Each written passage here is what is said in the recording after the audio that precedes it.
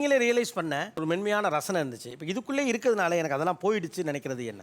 என்னோட ஒரிஜினல் கேரக்டரை நான் லாஸ் பண்ணிட்டேன். சின்ன வயசுல நான் குறும்புத்தனமான பொண்ணு, அந்த மாதிரி தான் விளையாட்டுத்தனமா இருப்பேன். பொலிட்டீஷியன் வீடியோ பார்க்குறேன், அதை பார்த்து இன்ஸ்பயர் ஆகிறது, அவங்களோட கேரக்டர் நான் உள்வாங்கிக்கிறது. செலிபிரிட்டியோட வீடியோ பார்க்கறது, அவங்கள மாதிரி நம்ம பண்ணலாம். ஒரு விஷயமும் அவங்க கிட்ட இருந்து இம்ப்ரெஸ் ஆகி நான் என்ன பண்ணிட்டேன்னா என் ஒரிஜினலே நான் லாஸ் பண்ணிட்டேன் சார்.